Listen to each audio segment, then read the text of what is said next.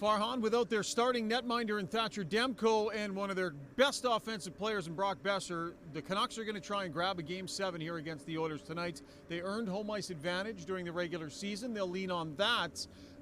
But how big a loss is this, and in what ways could it affect them? Well, it's a big loss. Obviously, the points and goals are the obvious part of it. But understand, this guy means so much to this team. He is the longest tenured Canuck at this point and has built strong relationships with so many players on this team. And, you know, a year ago, at the start of the season, they were talking about Brock Boeser wanting to be traded. And his agent was given permission to talk to other teams. By the end of the year, it went full circle. And he basically said, I don't want to be moved. I want to stay here. And the fact that I didn't get traded is probably the best thing to happen in my career. And then he follows it up with a 40-goal season. So this is affecting a number of players differently because this means he means so much to them. And, you know, when you talk to Rick talking about the improvements he's made in his game, how he's got a 200-foot game, who would have imagined that you could put him out there in a 6-on-5 situation when the other team's got their goalie pulled?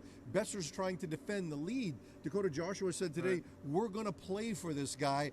He is a rallying cry. That loss for them because they know how much he means to them and how much they mean to him. So I do think there's an intangible part of it, but everybody's looking for rallying cries right now. And I think this further cements the Canucks' status as pure underdogs in this game, despite being at home. I'm surprised there's even any discussion about that. Yeah. Like, if I'd have told you before the playoffs that the Oilers will go into a Game 7 against the Canucks, and they won't have Thatcher Demko, they won't have Brock Boeser, Elias Pettersson will not be contributing that meaningfully night in, night out, this is a game that the Oilers need to get. Mm-hmm. For them to be the team they want to be on the journey they want to be on, you have to be able to get by the Vancouver Canucks under these circumstances here tonight. The Oilers have a bit of illness through their room. I think there are some guys that are nicked up, but for the most part, they're healthy and they're ready to go.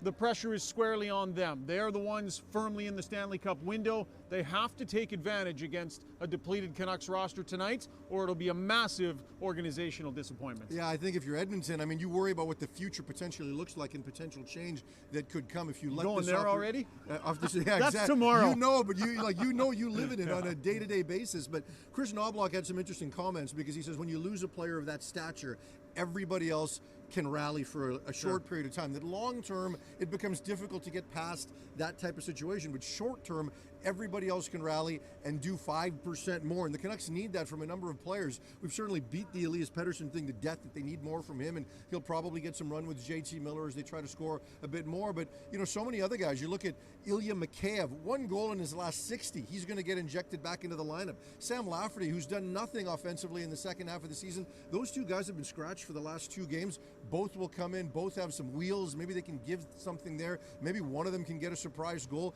Can the defense do a little bit more? You know, Quinn Hughes has still played heavy minutes, but has not been as dynamic offensively. They've got 3 goals from defensemen in this series, 2 from Zadorov, 1 from Soucy. Can some of those other pieces chip in? And they're going to be asked to do that. Vasily Podkolzin comes out of the lineup, but you know, Knobloch talked about the fact that, hey, listen, we just want to make sure that we don't try to do too much, especially early in this game, that we try to keep things simple because you know the crowd is going to be engaged. Both teams have kind of talked about that. Don't make that first mistake early. I don't know if that's the right way to play, but I think we're going to get some feeling out early. And a lot of that comes down to the goaltenders, right? Yeah. You don't want an early mistake from a goaltender. This can be really interesting. Shilov's definitely showed some soft spots in the armor last game. Stuart Skinner reestablished himself but didn't have an overly difficult night, so it's going to be fascinating to see on this stage if one or both or neither of these goalies is able to grab the moment and make a big difference. But that's what Game 7 is all about, finding moments throughout your lineup. Would you say you're surprised, Farhan, by the lineup decisions? Though Mikheyev is a player we've talked about a little bit here. Are you surprised that he's the guy, considering his contribution and maybe just the lack of notable impact that he's been able to make, that he's the guy they tap on the shoulder for this game? Well, I think they want some fresh legs coming into the lineup, right? And Mikheyev is a player that's supposed to be able to bring you speed. You know, by about the midway point of the season, it looked like he was fully recovered from the injury from a speed standpoint. And the underlying numbers for Mikheyev have actually been pretty good, but he is the place where scoring chances go to die, right? Like, you don't want to say that, but that's the way it's been. And again, 1 goal in his last 60, so I don't know what he can give you because he certainly shows no signs of being able to give you anything offensively, but can you put him out there in a defensive role, in a matchup role? You know, maybe there's some there, but it's a tough one, right? I thought Podkolzin in the limited minutes acquitted himself well, was willing to get himself into the mix and, you know, be engaged and be physical. So I'm surprised, but they've got their reasons. One of the interesting things to me about this series is that neither team has been able to carry any sort of momentum through to the next game. And now, there's always this debate, does momentum matter in a series? No chance. I don't think it does, Farhan, but what I do believe does matter is individual momentum. So if a player is having a rough couple of games and suddenly has a good one, he can carry that through. He'll naturally be feeling better about himself. And those are things that personally as players, I think you can carry through into the next game. So there have been some players who will look to carry that personal momentum forward. Stuart Skinner is an example, right? Yeah. You can't tell me that what he did last game has no bearing on how he feels going into this game. But it's interesting, neither team has been able to have enough players carrying that through and been able to put back-to-back really quality performances together. I don't know, is that just a product of this being a really tight series, I would guess? Yeah, I think so. I mean, and you even look at a player like Connor McDavid, who was quiet going into game 2, and people talked about that, wow, the best player on the planet needs to do more, has a big-time game in game 2, and then for 3 games he's quiet again. He had a big-time game in game 6. Is he going to ride that momentum, or is something going to change a little bit? I don't know about you, but the first goal is critically important. Sure. And people talk about that as a cliche in so many games, but if you're the Canucks, there has to be a seed of doubt, right? Like, you have to think that we've had so much go against us. Now the Brock Boeser situation, and we finally saw the opponent spread out a lead, and game 6 looked different than the first 5 games of the series. If you have some early failure, might that plant the seed of doubt? Don't you think that they've earned their way past some of that? This is a comeback team. I mean, it's their whole motto. Is, yeah. They did resilience is their motto. I think what they were able to do early in the series with that comeback probably helps them tonight, whatever situation they find themselves in. It may, and certainly the crowd would get into it, right? Whereas there'd be so much nervous energy. Like, I feel 2011 Game 7 vibes, from Boston. And I say that because Game 6, if you talk to any of the Canucks, after the fact in the time since then, they will tell you Game 6 was our game. Yeah. And they had some early jump in that game, and then all of a sudden, Boston scores a goal, and then it doesn't work out for them, and they had nothing left for Game 7.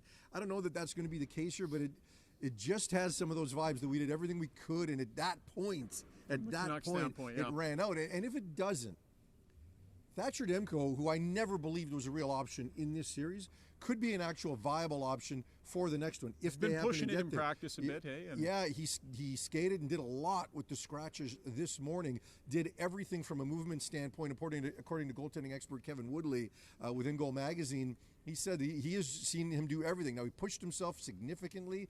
He's not going to play tonight. Rick Tocchet was real clear about that, but he might be closer. Prepping. Yeah, and so maybe that's a shot in the arm if they can just get through this game, and that might be going into somebody's mind. But just so many subplots. You've got the all-Canadian matchup, from a Canucks standpoint, as we talk about back-and-forth losses and this team's ability to bounce back. They haven't lost back-to-back games since late March, wasn't it? Yeah. Right? Like close to 2 months. That's impressive. Like that says something about a team when they're able to evaluate, regroup, and put better efforts forward. You know who else is going to have a big say on this one tonight? The referees. Oh, yeah. Like, how is this one going to be called?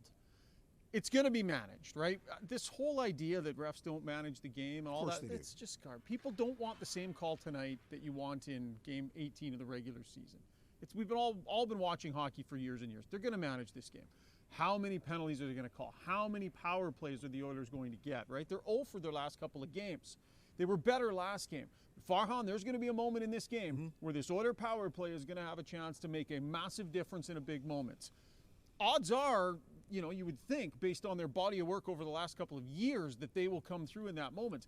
But based on the last couple of games, the Canucks have had their number. Yeah, and there might be some momentum there. We talk about how it doesn't carry over for teams and results on a game-to-game basis, but you say sometimes it carries over for players. It might for units, and certainly Vancouver's PK is feeling good about itself, but, Edmonton's got so much explosiveness there that you have to think they're going to get something along those lines. You will get one more of these reports from us with Jay Onright and with SportsCenter later tonight. We miss you, Gino. Usually you're a part of this.